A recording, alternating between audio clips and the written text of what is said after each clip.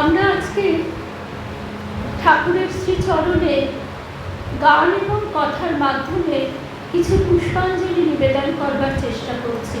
ঠাকুর যেন গ্রহণ করেন, মা গ্রহণ করেন, এই প্রার্থনা জানিয়ে শ্রী গুরুর শ্রীচরণে সাষ্টাঙ্গ প্রণাম জানিয়ে সকলের অনুমতি নিয়ে ভক্ত বন্ধুদের শুভেচ্ছা জানিয়ে আমরা শুনব তার কথা, যিনি এক অপূর্ব ছদ্মবেশে এলেন এই ধরাধামে। বারবার তিনি কথা দিয়েছেন নারায়ণ তাকে আসতেই হবে, কিন্তু এবার শিবের ধ্যান ভাঙিয়ে তাকে নিয়ে আসা এই জগৎ কল্যাণের জন্য এ তো বারবার ঘটেনি। এবার আমরা তাই দেখছি এক নতুন যুগ শুরু হচ্ছে। কালের চক্রের নিয়মে সত্য, ত্রেতা, দাপর, কলি। এখন আমরা সত্য যুগে কিন্তু প্রবেশ করে গেছি। ঠাকুরের আগমনের সঙ্গে থেকে সময় থেকে শ্রী শ্রী মা বলছেন আমরা সবাই হয়তো এটা বুঝতে পারি না যে আমরা সত্য যুগে কি সত্যিই প্রবেশ করেছি।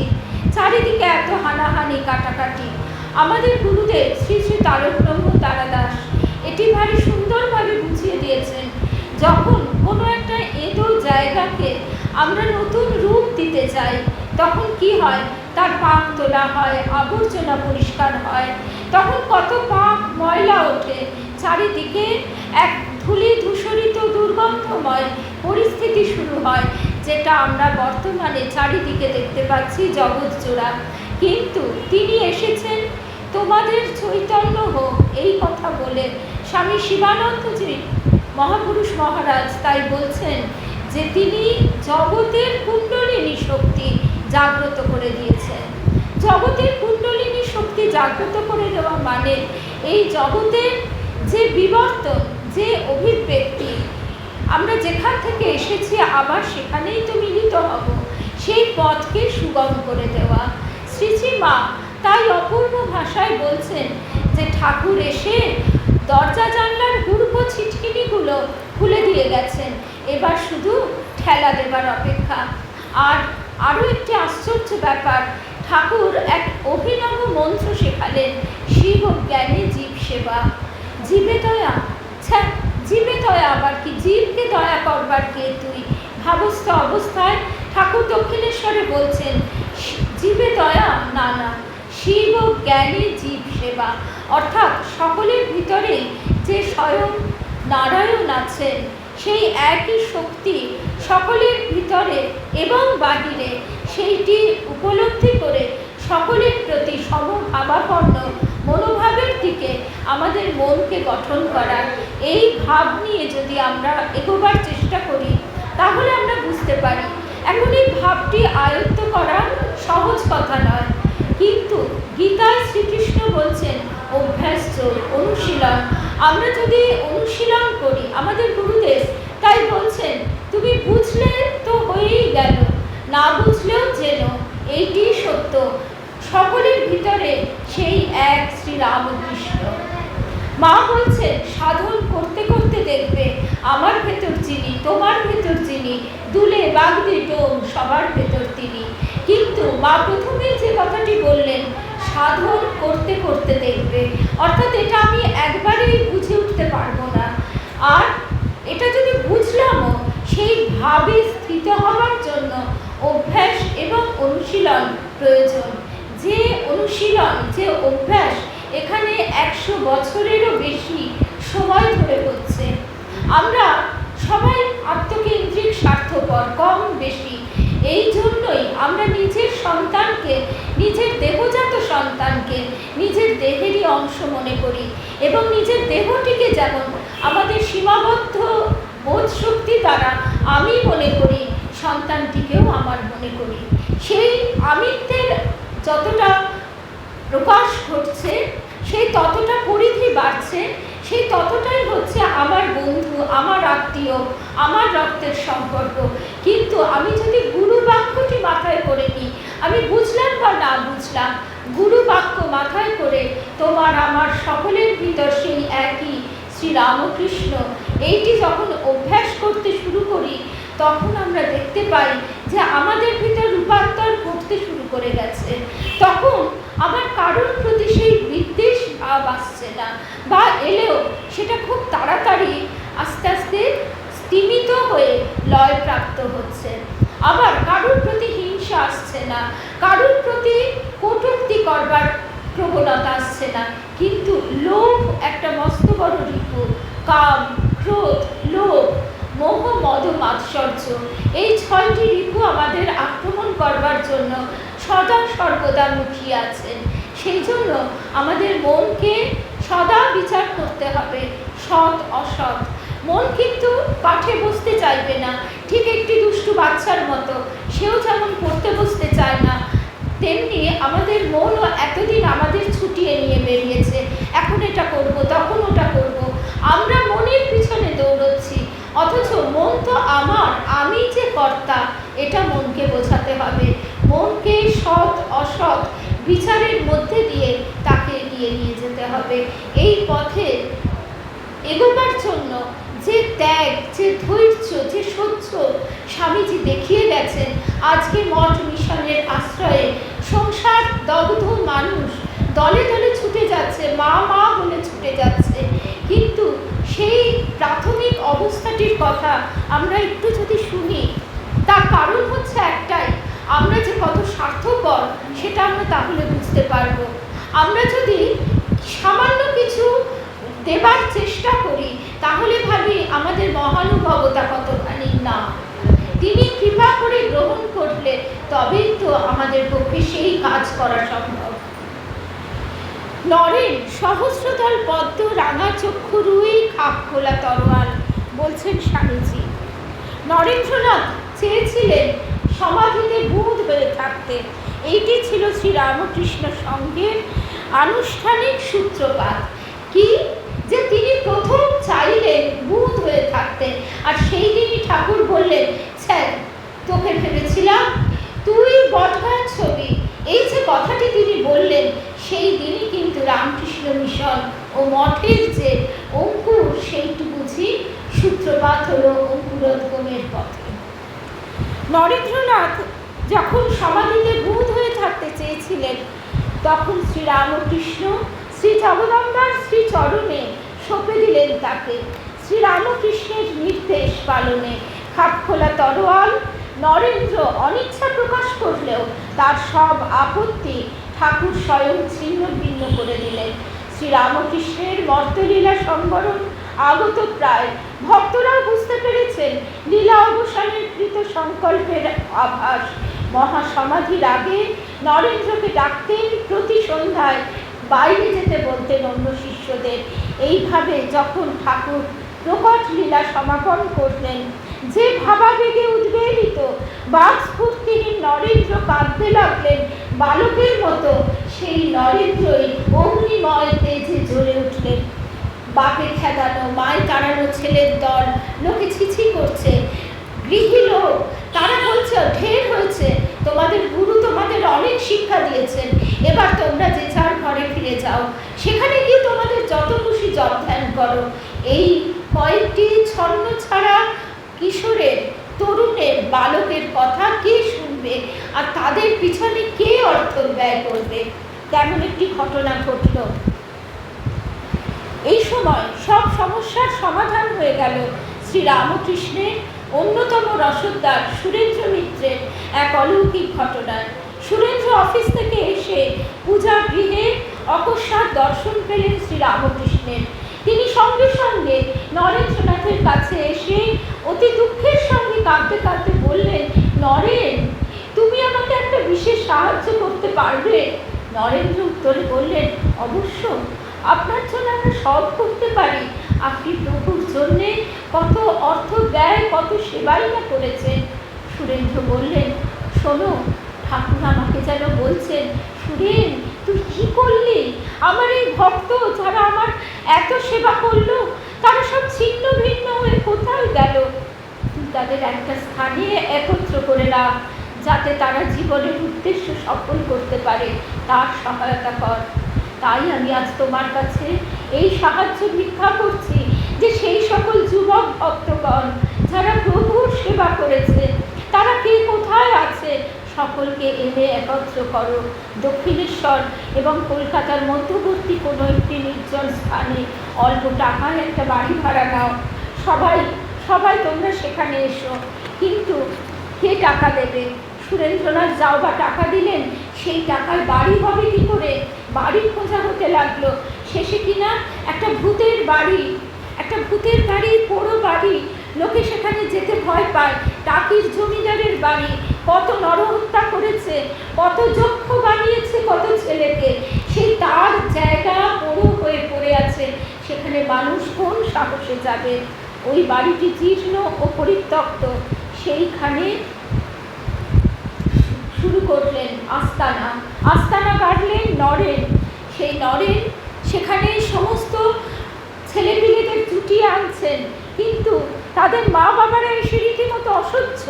তারা বলছে যে এই হচ্ছে পালের বোদা, এই তোমাদের সকলকে এইভাবে ডেকে ডেকে আনছে। কিন্তু নরেন্দ্রনাথ তিনি বললেন যে গুরুর ছবি রেখে, তার ওই অস্থি জানিয়ে এত ঝগড়া বিবাদ মনোমালিন্য, তাই রেখে পুজো করে কি হবে?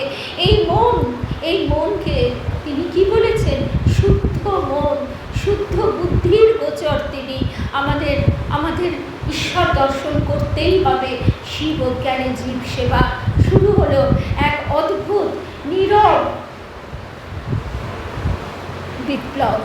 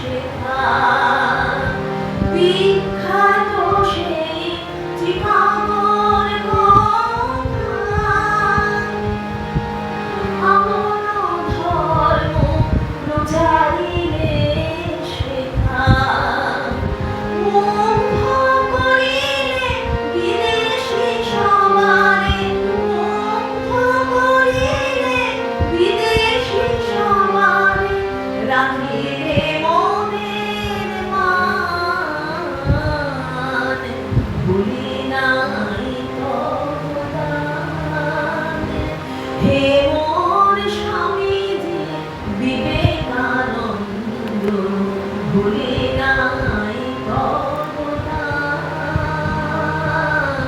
হে মোর স্বামীজি বিবেকানন্দ, ভুলি নাই তব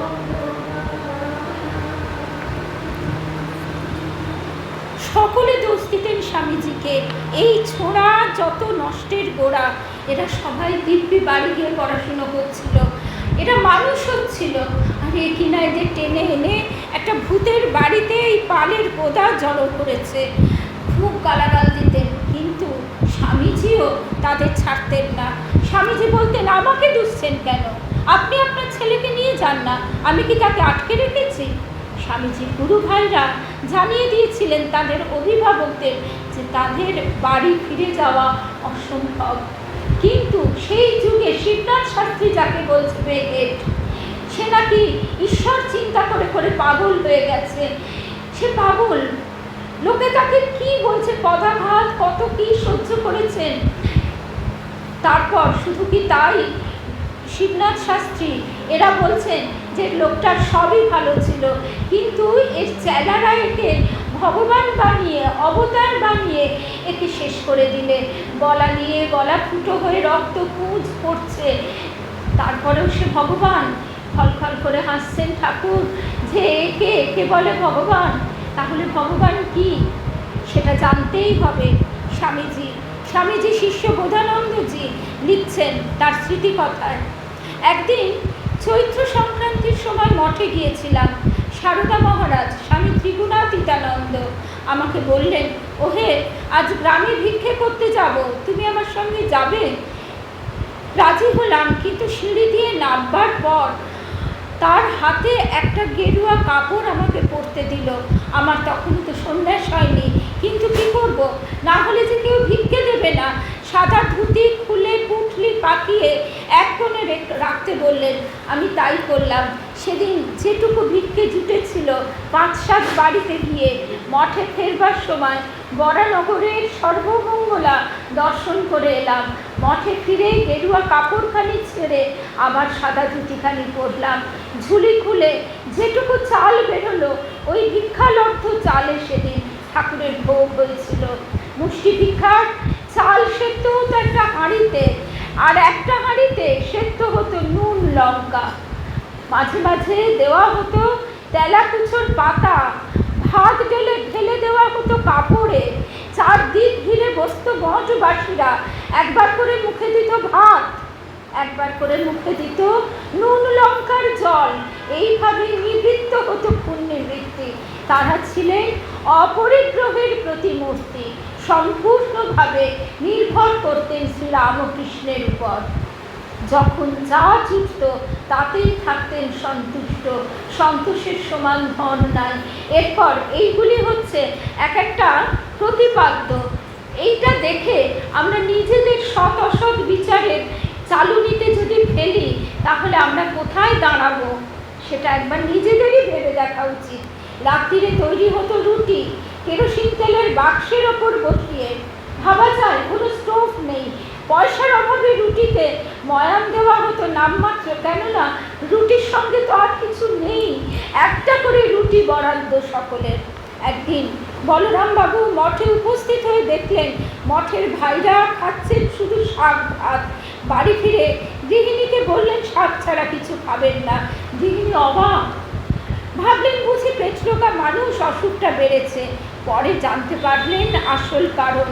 বলরামবাবু পাঠিয়ে দিতেন তরি তরকারি মাঝে মাঝে, কিন্তু বলরামবাবু সব দিন তো পাঠাতে পারতেন না, প্রতিদিন 1 টাকা করে দিতেন। মঠবাসীরা একদিন কচুরি, মিষ্টান্ন প্রভৃতি পেয়েছে বলরামবাবুর বাড়ি থেকে পাঠানো হয়েছে। একজন একটু বেশি খাবার চেষ্টা করেছে। নরেন্দ্র বকছেন, যা শালা লোভী, বেশি খাবার চেষ্টা। সবচেয়ে দারিদ্র ও অভাব উপনীত হয়েছিল এই সুরেশবাবু আর বলরামবাবুর মৃত্যুর পর। তা যাই হোক, তাদের যতই ঝগড়া হোক না কেন, তারপরেই তাদের গলা ঝরিয়ে পরস্পরের তাদের সেই নাম গান, উত্তাল নাম গানে তারা ক্ষুধা তৃষ্ণা ভুলে যেতেন। হলঘরটিতে বেছানো থাকতো দুটো বড় মাদুর, সেখানেই বসা, সেখানেই শোয়া, আর মাথার বালিশ ইট। নরেন্দ্র রহস্য করে বলতেন, ওরে দে তো নরম দেখে একখানা ইট, মাথায় দিয়ে একটু শুই। অবশ্য অনেক পরে সুরেশবাবু কয়েকটি ছোট ছোট বালিশ দিয়েছিলেন। আমরা কতটা ভোগে থাকি এবার আমাদেরই বিচার করা কর্তব্য। আমাদের কেউ বলে দেবে না এইগুলি ঠাকুর তার লীলায় দেখিয়ে গেছেন। এত কষ্টের পর আমরা সেখানে আজকে মঠ মিশনে গিয়ে আয়েশ করি, আরাম করি, বিচার করি, তুলনা করি, কি পেলাম, এখানে এত টাকা দিলাম, কি পেলাম। শুধু এই বিচারটুকু থেকে আমরা যেন একটু মুক্ত হতে পারি, এই কথাগুলো শোনা সেই কারণে। মশারির বালাই ছিল না। শিবানন্দজি ওই বালিশে শোয়া দেখে রহস্য করে বলতেন, ওরে সব যে তপসি মাছ সাজানো হয়েছে। বহুদিন পর সুরেশবাবু প্রকাণ্ড মশারি দান করলেন, আর পরনের কাপড় সকলের তাও ছিল না। একখানা কাপড় ছিঁড়ে তৈরি হতো কৌপিন। শরীর গরম করতে, ঠান্ডা লাগলে তারা কি করতেন, খাওয়া জুটছে না, শীত করছে, গায়ে রক্ত আছে কিনা তার নেই ঠিক, তারা ডন বৈঠক দিতেন। একটি মাত্র কাপড় ছিল বাইরে যাবার, যার যখন বাইরে যাবার দরকার হতো তিনি সেটি ব্যবহার করতেন। মঠের তীব্র অভাবের দিনগুলিতে স্বামীজির প্রভৃতি তারা আর্থিক সংস্থানের কোনো চিন্তা করতেন না, কোনো ভ্রুক্ষেপও ছিল না। তাদের দিন অতিবাহিত হতো ভগবত ধ্যানে, স্থির থাকতে পারতেন না শশী মহারাজ। সেসব কথা পরে শুনছি। আমাদের মনটাকে আমরা শুধু এই রিপু, স্বার্থ, অহংকারের আবর্জনায় ভরে রেখেছি। তবু তিনি কৃপা করে, ভাগবতে বলা হচ্ছে, তিনি স্বয়ং এসে আমাদের হৃদয় মন্দির ঝাড় দিয়ে তিনি সেখানে নিজের আসন পাতেন। গুরু সেই আসন পেতে সেই প্রদীপটি জ্বালিয়ে দেন। মায়ার ঝড়ে বারবার সেই প্রদীপ কেঁপে উঠতে চাইলে তিনি দু হাতে আগলে রাখেন তাকে। আমরা যদি একটু এই মনকে একটু শাসন করে একটু শুদ্ধ পথে নিয়ে যেতে পারি, তাহলেই দেখব যে সে আনন্দ কত অপার আনন্দ। মনে রে কৃষিকাজ জানো না, মনে রে কৃষিকাজ জানো না, এমন মানব জমিন রইল কবি, আমার করলে বলতো শোনা, এমন মানব জমিন রইল কবি, আমার করলে বলতো শোনা, মনে রে কৃষিকাজ জানো না।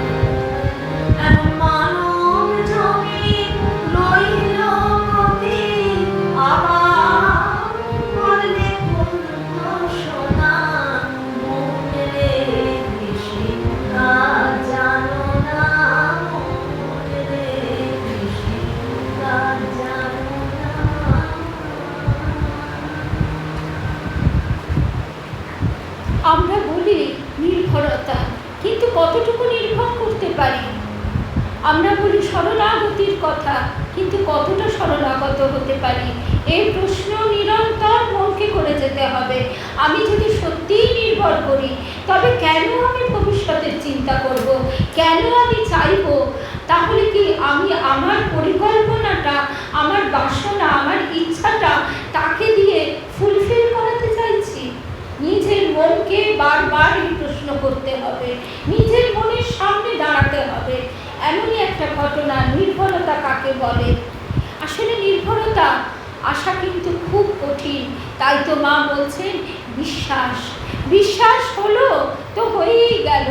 আমাদের গুরুদেব শ্রী শ্রী তারকব্রহ্ম তারাদাস গুরুদেব বলতেন, বিশ্বাস কি বলতো? বিষে থেকেও আশ্বাস, বিষে থেকেও আশ্বাস। চারিদিকে সব অশুভ শক্তি তোমাকে নাড়িয়ে চাড়িয়ে দেবে, কিন্তু তবু তোমার স্থির বিশ্বাস। তেমনই একটি ঘটনা। একদিন সকলে বলা বলি করলে, আচ্ছা আমরা যে ঠাকুরের নামে সব ছেড়ে ছুড়ে এলাম, দেখি তো তার নাম নিয়ে পড়ে থাকলে তিনি খেতে দেন কিনা। সত্যি তো বাড়ির লোকে কত কি বলছে, সমাজের লোকে কত কি বলছে, তবে তবে কি সংশয় তিমির মাঝে না দিলি গতিবে, প্রেম ও আলোকে প্রকাশ জগৎপতিবে। কবি যে গাইছেন, সত্যি তিনি প্রেম ও আলোকে প্রকাশিত। সুরেশবাবু এলে কিচ্ছু বলা হবে না, কিন্তু আজকে পিঠে টিকেও কেউ করতে যাব না, এই বলে সব চাদর মুড়ি দিয়ে ধ্যান না দিয়ে দিলে। সারাদিন গেল, রাত অনেক হয়েছে। এমন সময় শোনে দরজায় কে ঘা মারছে। নরেন আগে উঠেছে, বলছে, দেখ তো দরজা খুলে কে, আর আগে দেখ তার হাতে কিছু আছে কিনা। আহা, খুলেই দেখে লালাবাবুর মন্দির থেকে ভালো ভালো সব খাবার নিয়ে একজন লোক এসেছে। দেখে তো সব মহা খুশি। ঠাকুরের দয়া সেদিন টের পেল। তখনই উঠে ঠাকুরকে ভোগ রাগ দিয়ে সেই রাতে সকলকে প্রসাদ পেলে। এমনি আরও কদিন হয়েছে, শিথির বেনিপালের বাড়ি থেকেও অমনি করে লুচি এসেছিল।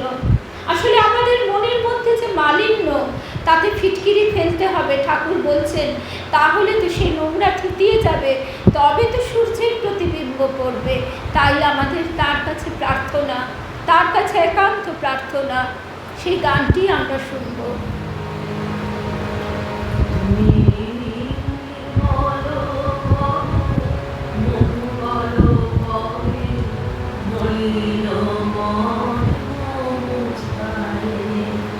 তুমি নির্মল করো মঙ্গল করে, মলিন মন মুছায়ে। তব পূর্ণ কিরণ দিয়ে চাঁদ মোর মোহ কালিমা ঘুচায়ে। মলিন মন মুছায়ে। তুমি নির্মল করো মঙ্গল করে, মলিন মন মুছায়ে। লক্ষ শূন্য লক্ষ বাসনা ছুটিছে গভীর আধারে। জানি না কখন ডুবে যাবে ঘর অকুল গরল আধারে। প্রভু বিশ্ব বিপদ মন্দা, তুমি দাঁড়াও রুধিরা পন্থা। তব শ্রীচরণ তলে নিয়ে এসো মোর মত্ত বাসনা ঘুচায়ে। মলিন মন মুছায়ে। তুমি নির্মল করো মঙ্গল করে, মলিন মন মুছায়ে।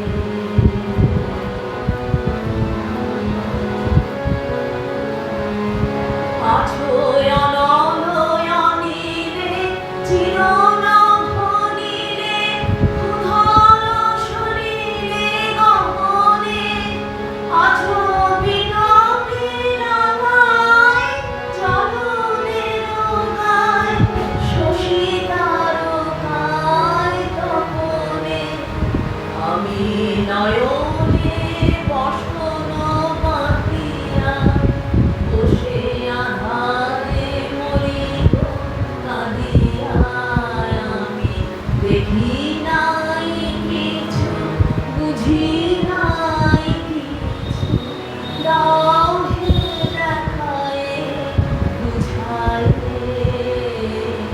মলিন মর্ম মুছায়ে। তুমি নির্মল করো মঙ্গল করে, মলিন মর্ম মুছায়ে। তব পুণ্য কিরণ দিয়ে যাক মোর মোহ কালিমা ঘুচায়ে, মলিন মর্ম মুছায়ে। তুমি নির্মল করো মঙ্গল করে, মলিন মর্ম মুছায়ে।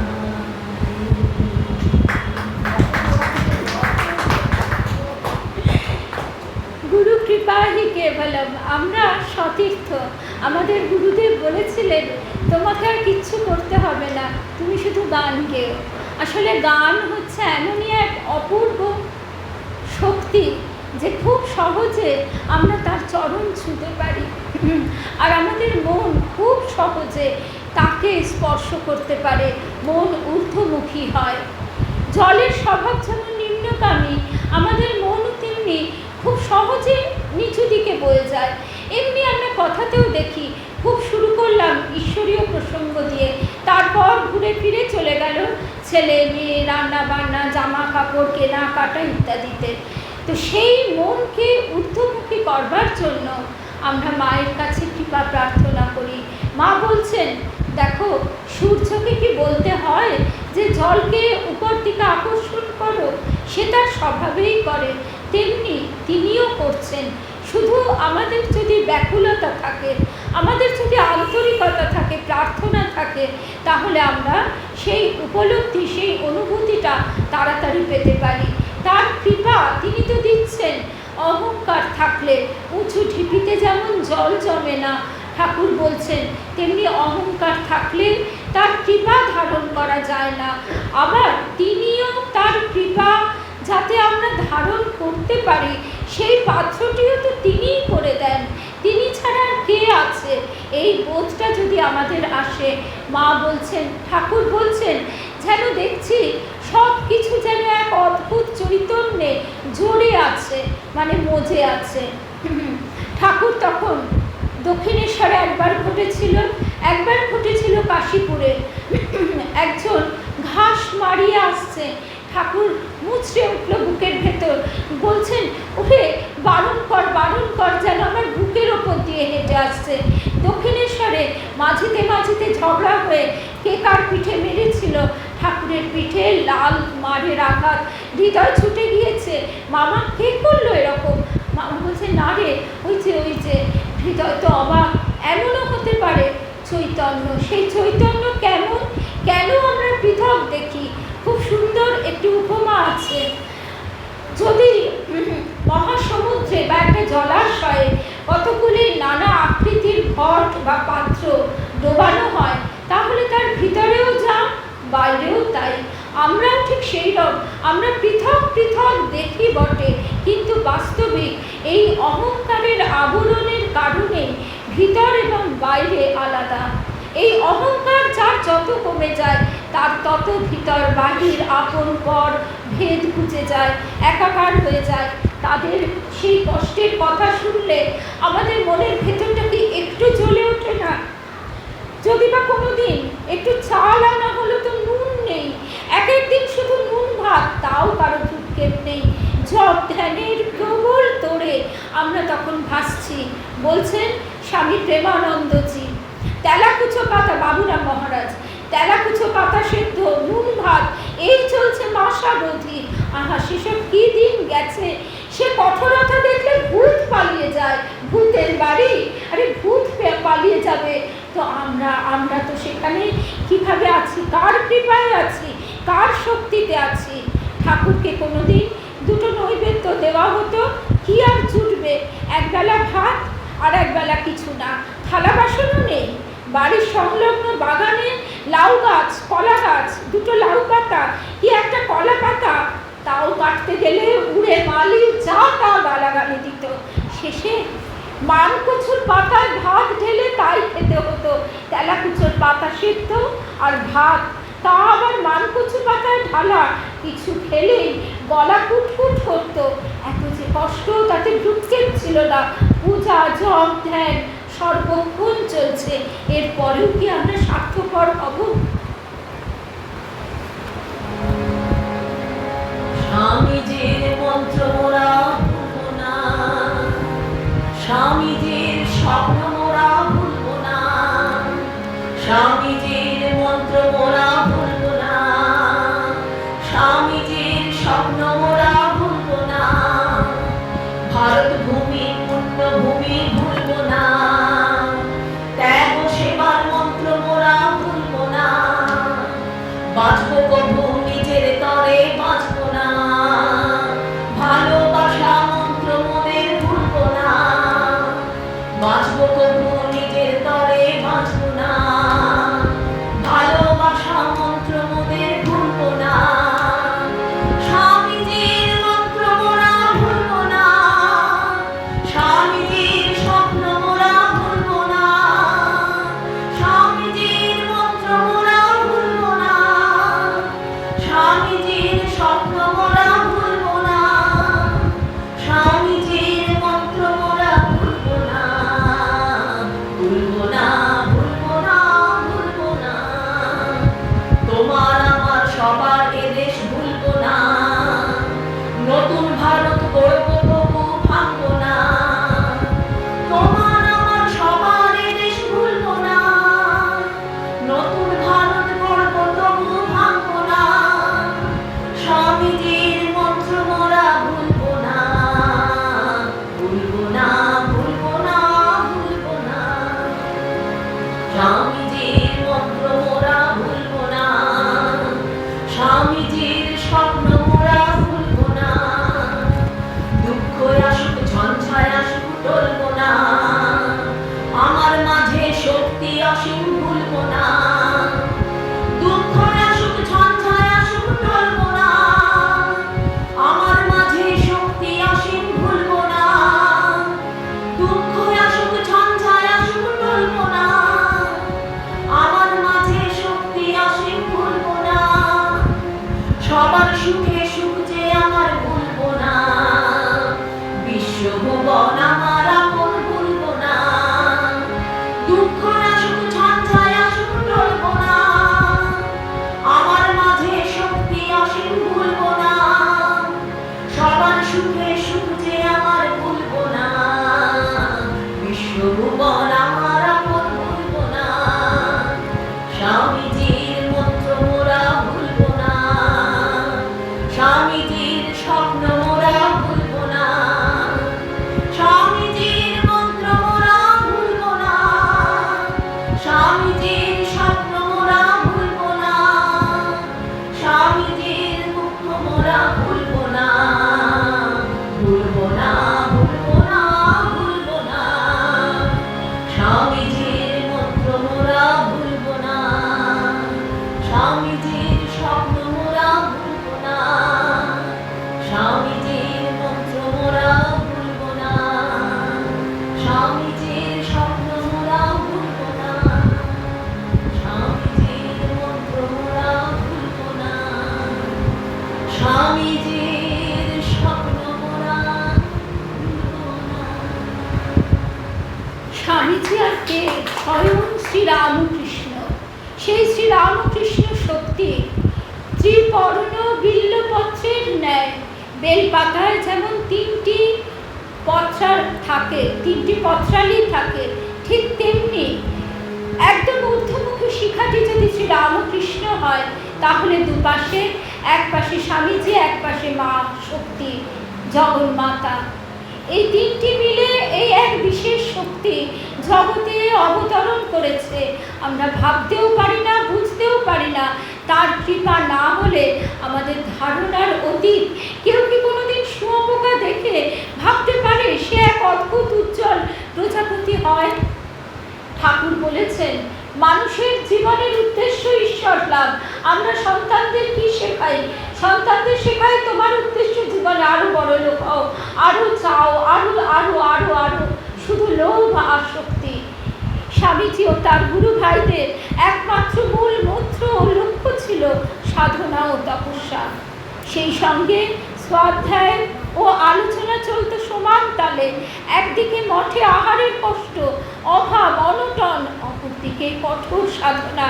কি করলে ঈশ্বর লাভ হয়, কিভাবে ব্রহ্ম লাভ হয়, জীবনের প্রতিটি ক্রিয়াতে ব্রহ্মজ্ঞান ও ব্রহ্ম শক্তি বিকাশ করা যায়, এই ছিল তাদের প্রধান উদ্দেশ্য। তাই তারা সকলে ডুবে গিয়েছিলেন তীব্র সাধনায়, মগ্ন হয়েছিলেন শাস্ত্রকথিত অনুভূতি লাভে। মাস্টারমশাই শ্রীমর দৃষ্টিতে বরানগর মঠ ছিল সাক্ষাৎ বৈকুণ্ঠ। মঠবাসীরা সকলেই ছিলেন পূর্ণ কামিনী কাঞ্চন ত্যাগী, ঈশ্বরের জন্য ব্যাকুল। স্বামীজির নেতৃত্বে তাপস দলের সাধনা ছিল অতি কঠোর। সে যে কি কঠোর তা মুখে অবর্ণনীয়। সে কঠোরতা সহ্য করা সাধ্যাতীত ছিল সাধারণ মানুষের পক্ষে। সন্ন্যাসীরা কখনো তাকে কঠোর বলে মনে করতেন না। সাধনায় সন্তুষ্ট না হয়ে ফেলতেন দীর্ঘশ্বাস। ও ঠাকুরের কি অদ্ভুত বৈরাগ্য ব্যাকুলতা ছিল! তিনি যা দেখিয়েছেন আমরা তার এক আনাও করতে পারছি না। হায় হায়, আমাদের কি দুর্ভাগ্য, আমরা কি অপদার্থ! তখন বাস্তবিক স্বামীজিকে দেখলে মনে হতো তিনি বদ্ধপরিকর হয়েছেন তপস্যা নলে আপনাকে বশীভূত করবার জন্য। মনে হতো যেন অন্তরের প্রবল ব্যাকুলতায় ও ঈশ্বর দর্শনের তৃষ্ণায় ভগ্ন করে ফেলবেন তার দেহ পিঞ্জর। ধ্যানে বসতেন সন্ধ্যার সময়। কখনো কখনো মঠ একেবারে নিঃশব্দ, শুধুমাত্র মাঝে মাঝে সেই নিস্তব্ধতা ভঙ্গ হতো স্বামীজির কণ্ঠে মধুর মা মা ব্রহ্মময়ী শব্দে। কখনো বা সন্ধ্যার প্রাককালে বেলতলায় বসে গান গাইতেন। গাইতে গাইতে চলে যেতেন ভিন রাজ্যে, যেখান থেকে স্বয়ং পূর্ণ ব্রহ্ম নারায়ণ তাকে ডেকে এনেছিলেন এই জগতের কল্যাণে। সেই নিরাকারের রাজ্যে যে ধারণা আমরা করতেই পারি না, আমরা নাম রূপের জগতে বাস করি, সেই অখণ্ডের রাজ্যে তার বিস্তার। সেখান থেকে তাকে নারায়ণ স্বয়ং নিয়ে এসেছেন। প্রায়ই আক্ষেপ হতো তাদের মনে, হায় হায়, আমরা ঈশ্বর লাভের জন্য কিছুই করতে পারছি না। এ এক অদ্ভুত নাট্যলীলা চলছে আমাদের সামনে, সেই অভিনয় যাতে একেবারে প্রখরভাবে আমাদের সংস্কারে বসে যেতে পারে। বাস্তবিক পক্ষে মঠের সাধুরা দিনরাত তন্ময়ভাবে থাকতেন। লোকেরা অবাক হয়ে ভাবত, এরা কে রে বাবা, চোখ থেকে যেন অগ্নিবর্ষণ হচ্ছে, দেখতে তো উন্মাদের মতো। সত্যি তারা উন্মাদই ছিলেন ঈশ্বর দর্শনের জন্য। স্বামীজির একটা কথা এখানে বলে তারপর আমরা আবার গানে যাব। সেই সময় তাদের মনের তীব্র ব্যাকুলতা ছিল। সেই গিরিশ ঘোষের গানটি তারা পাগলের মতো গাইতেন। জুড়াইতে চাই কোথায় জুড়াই, কোথা হতে আসি কোথা ভেসে যাই, ফিরে ফিরে আসি কত কাঁদে হাসি, কোথা যাই সদা ভাবি কোথায়। তারা বলতেন, গিরিশবাবু বুঝি আমাদের মনের ভাব নিয়েই এই গান বেঁধেছিলেন। এই গান আমরা গেয়ে মাঝে মাঝে বোধহয় কিছুটা শান্তি পেতাম, বলছেন স্বামী অখণ্ডানন্দজি। সূর্য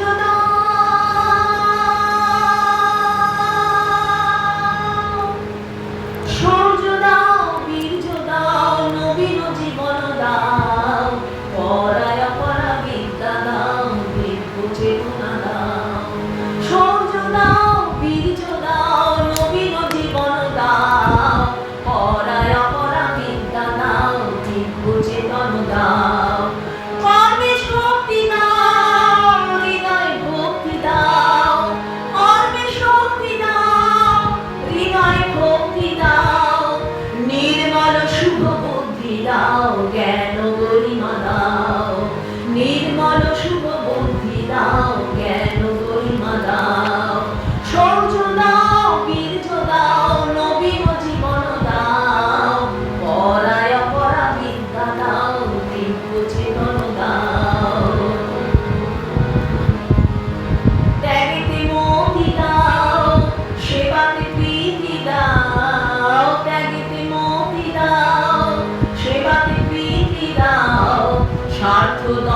ভেদ বুদ্ধি চিরতরে মুছে দাও, স্বার্থ দ্বন্দ্ব ভেদ বুদ্ধি চিরতরে মুছে দাও। এ নব যুগের নবীনতন্ত্রে দীক্ষিত করো মিলন মন্ত্রে, এ নব যুগের নবীনতন্ত্রে দীক্ষিত করো মিলন মন্ত্রে, সার্থক করো জীবন মোদের চরণে শরণ দাও, সার্থক করো জীবন মোদের চরণে শরণ দাও। মানুষ করিয়া দাও আমাদের, মানুষ করিয়া দাও, মানুষ করিয়া দাও আমাদের, মানুষ করিয়া দাও। সূর্য দাও, বীর্য দাও, নবীন জীবন দাও, পরায় অপরা শক্তি দাও, দিব্য চেতন দাও। সূর্য দাও, বীর্য দাও, নবীন জীবন দাও, পরায় অপরা বিদ্যা দাও, দিব্য চেতন দাও, পরায় অপরা বিদ্যা দাও, দিব্য চেতন দাও, পরায় অপরা বিদ্যা দাও, দিব্য চেতন দাও। সূর্য দাও।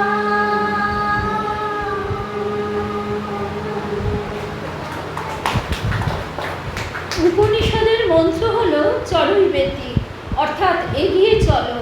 আমাদের সনাতন ধর্ম বলছে সবাইকে সঙ্গে নিয়ে এগিয়ে চলো। আগে আমাদের সাধু সন্ন্যাসী বলতে ধারণা ছিল গুহায় পাহাড়ে সে আত্ম উপলব্ধির জন্য সেই জন্ম, তার জীবন সেই সম্পূর্ণ নিবেদন করলো।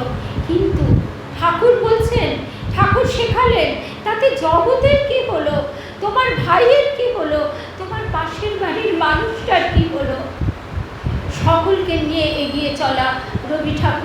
রবীন্দ্রনাথ তাই বলছেন, যাকে তুমি নিচে ফেলো সে তোমারে টানিবে যে নিচে, পশ্চাতে ফেলিছ যারে সে তোমারে পশ্চাতে টানিছে। সুতরাং এই যে সবাই মিলে এগিয়ে চলা, সেই এগিয়ে চলা মানুষ সবার পথ দেখাচ্ছেন। ঠাকুর বলছেন, একটা সূত্র বলছেন, মা প্র্যাকটিক্যাল বেদান্ত স্বামীজি বলেছেন, মা গৃহস্থ আশ্রমে থেকে সংসার ধর্ম পালন করতে করতে 5 রকম ঝামেলা নিয়ে কাজে করে দেখিয়ে দিচ্ছেন কিভাবে সন্তোষ ধন রাখতে হয় নিজের অন্তরে, কিভাবে সকলকে নিয়ে পথ চলতে হয়। কে পাগল, কে অবুঝ, এগুলো কোনো কথা নয়, সবাইকে ভালোবেসে পথ চলা।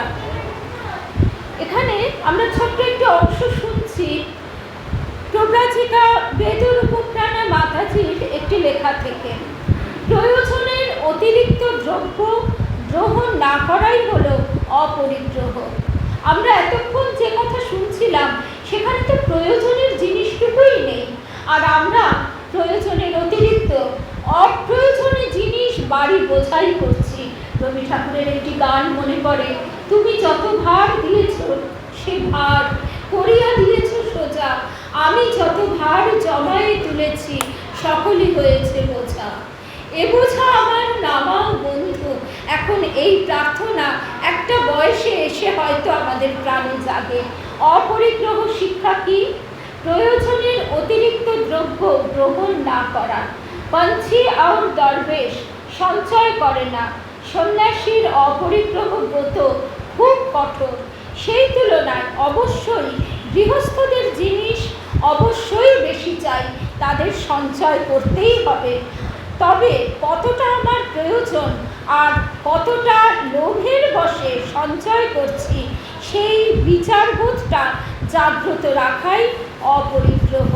বিলাসিতায় দ্রব্য বাড়ানো, মূল্যবান দ্রব্যের প্রতি আসক্তি, এক জিনিসের পর আরও জিনিস মনে করে 1000 জিনিস গুছিয়ে তুলে রাখা, এইগুলি আমাদের নিজেদের বিচার করে বুঝতে হবে।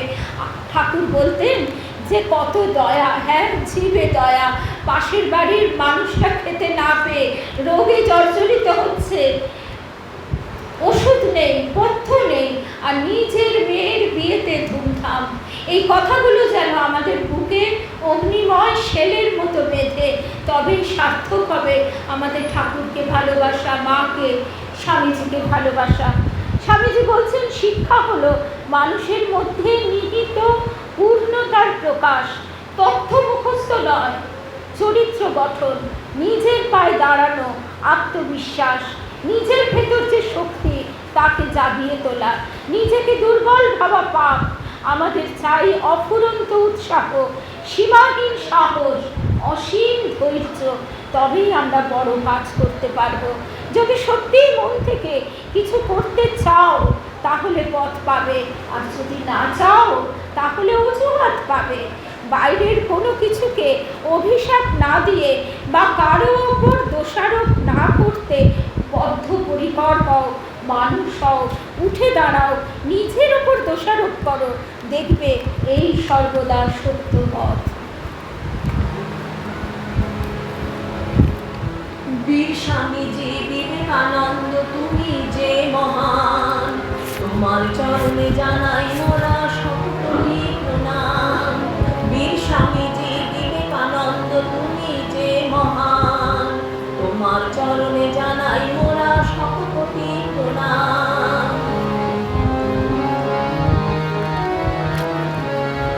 সেই দুর্দিনে সন্ন্যাসী তুমি চিকাগো শহরে গেলে, ধর্মের চেয়ে মানবতা বড় সে কথাই বলে গেলে।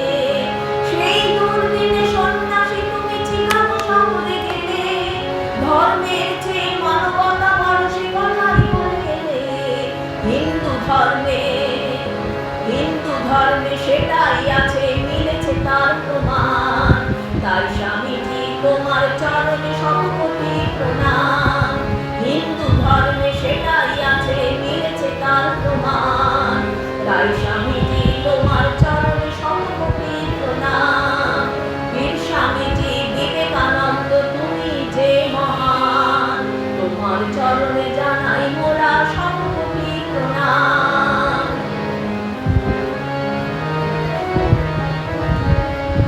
যে মানবতার মালা গেঁথেছিলে এই পৃথিবীর বুকে, ভুলতে পারিনি কখনো আমরা থাকি যত সুখে দুঃখে।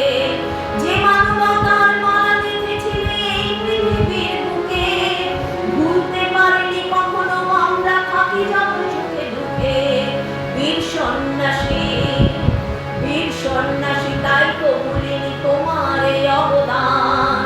তোমার চরণে জানাই মোরা শতকোটি প্রণাম। বীর সন্ন্যাসী তাই তো ভুলিনি তোমার এই অবদান। তোমার চরণে জানাই মোরা শতকোটি প্রণাম। বীর স্বামীজি বিবেকানন্দ, তুমি যে মহান, তোমার চরণে জানাই মোরা শতকোটি প্রণাম।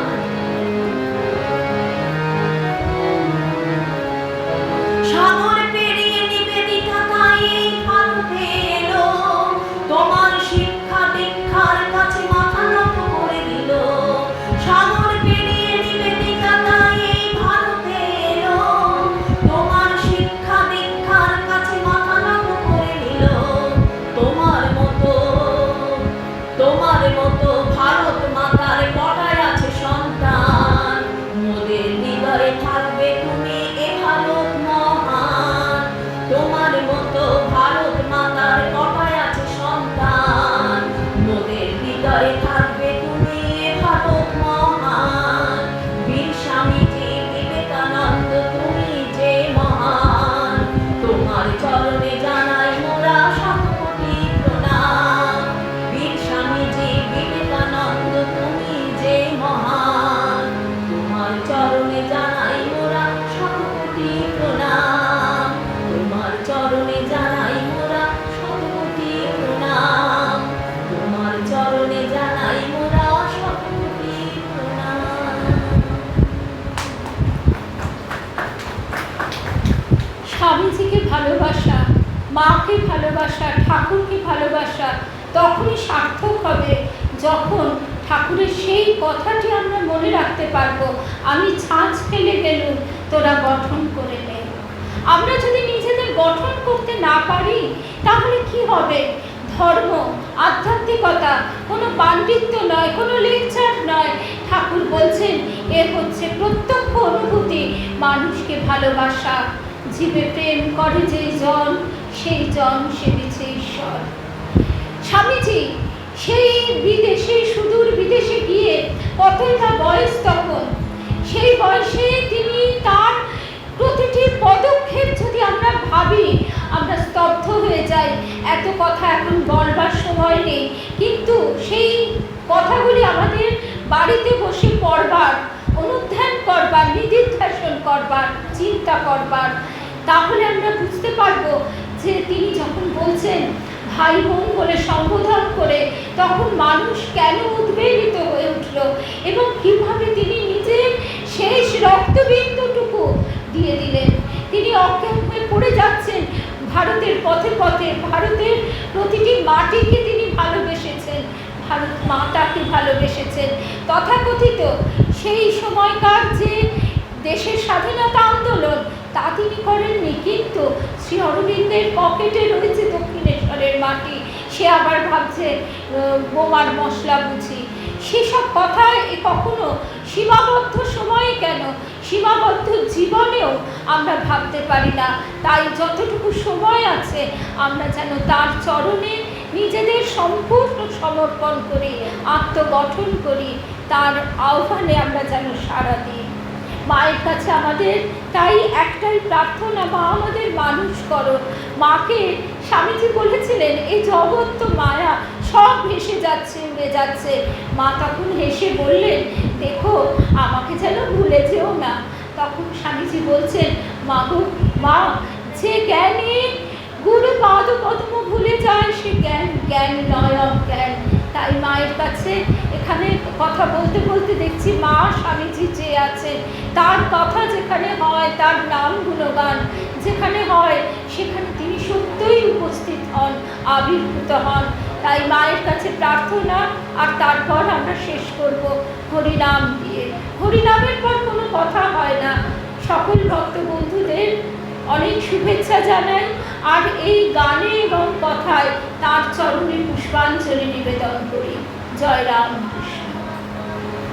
মা আমাদের মানুষ করো, এই মিনতি তোমার ভাই। মা আমাদের মানুষ করো, এই মিনতি তোমার ভাই। তোমার ছেলে হয়ে যেন দিন কাটে না ধুলো খেলায়। তোমার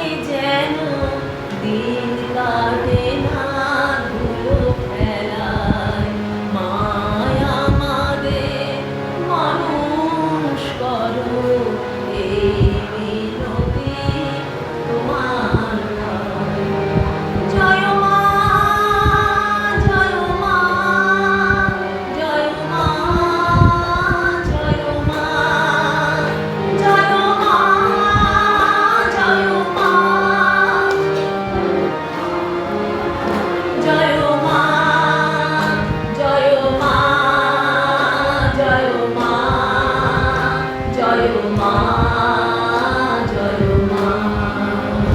তোমরা জয় দাও, জয় দাও, শ্রীরামকৃষ্ণের নামে তোমরা জয় দাও, জয় দাও, শ্রীরামকৃষ্ণের নামে তোমরা জয় দাও, জয় দাও, মা শারদার নামে তোমরা জয় দাও, জয় দাও, মা শারদার নামে তোমরা জয় দাও, জয় দাও, স্বামীজির নামে তোমরা জয় দাও, জয় দাও, স্বামীজির নামে তোমরা জয় দাও, জয় দাও, শ্রীরামকৃষ্ণের নামে তোমরা জয় দাও, জয় দাও, শ্রীরামকৃষ্ণের নামে তোমরা জয় দাও, জয় দাও, গুরুদেবের নামে তোমরা জয় দাও, জয় দাও, গুরুদেবের নামে তোমরা জয় দাও, জয় দাও, গুরুদেবের নামে তোমরা জয় দাও, জয় দাও, জয় দিলে জয়ী হবে, জয় দাও, জয় দাও, শান্তি পাবে, আরাম পাবে, জয় দাও, জয় দাও, জয় দিলে জয়ী হবে, জয় দাও, জয় দাও, পার্শ্বদগণের নামে তোমরা জয় দাও, জয় দাও, ভক্তমণ্ডলীর নামে সবাই জয় দাও, জয় দাও, হরে কৃষ্ণ, হরে কৃষ্ণ, কৃষ্ণ কৃষ্ণ, হরে হরে, হরে রাম, হরে রাম, রাম রাম, হরে হরে, হরে কৃষ্ণ, হরে কৃষ্ণ, কৃষ্ণ কৃষ্ণ, হরে হরে, হরে রাম, হরে রাম, রাম রাম, হরে হরে, হরে কৃষ্ণ, হরে কৃষ্ণ, কৃষ্ণ কৃষ্ণ, হরে হরে, হরে কৃষ্ণ, হরে কৃষ্ণ, কৃষ্ণ কৃষ্ণ, হরে হরে, হরে রাম, হরে রাম, রাম রাম, হরে হরে, হরে কৃষ্ণ, হরে কৃষ্ণ, কৃষ্ণ কৃষ্ণ, হরে হরে, হরে রাম, হরে রাম, রাম রাম, হরে হরে, হরে কৃষ্ণ, হরে কৃষ্ণ, কৃষ্ণ কৃষ্ণ, হরে হরে, হরে রাম, হরে রাম, রাম রাম, হরে হরে, হরে কৃষ্ণ, হরে কৃষ্ণ, কৃষ্ণ কৃষ্ণ, হরে হরে, হরে রাম, হরে রাম, রাম রাম, হরে হরে, হরে কৃষ্ণ, হরে কৃষ্ণ, কৃষ্ণ কৃষ্ণ, হরে হরে, হরে রাম, হরে রাম, রাম রাম, হরে হরে, হরে কৃষ্ণ, হরে কৃষ্ণ, কৃষ্ণ কৃষ্ণ, হরে হরে, হরে রাম, হরে রাম, রাম রাম, হরে হরে, হরে কৃষ্ণ, হরে কৃষ্ণ, কৃষ্ণ কৃষ্ণ, হরে হরে, হরে রাম, হরে রাম, রাম রাম, হরে হরে, হরে কৃষ্ণ, হরে কৃষ্ণ, কৃষ্ণ কৃষ্ণ, হরে হরে, হরে রাম, হরে রাম, রাম রাম, হরে হরে, হরে কৃষ্ণ, হরে কৃষ্ণ, কৃষ্ণ কৃষ্ণ, হরে হরে, হরে রাম, হরে রাম, রাম রাম, হরে হরে, হরে কৃষ্ণ, হরে কৃষ্ণ, কৃষ্ণ কৃষ্ণ, হরে হরে, হরে রাম, হরে রাম, রাম রাম, হরে হরি বল, হরি বল, হরি বল, হরি বল,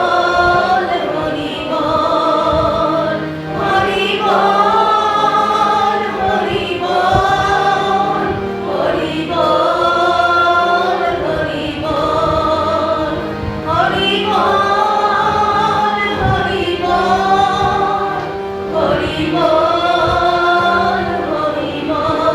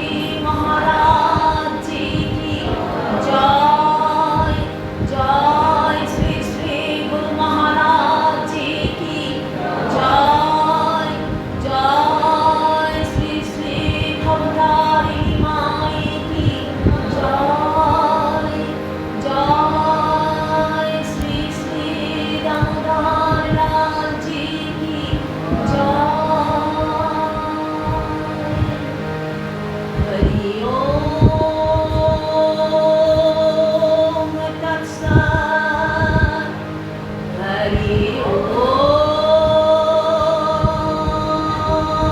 তৎসৎ হরি ওম তৎসৎ শ্রীরামকৃষ্ণার্পণমস্তু।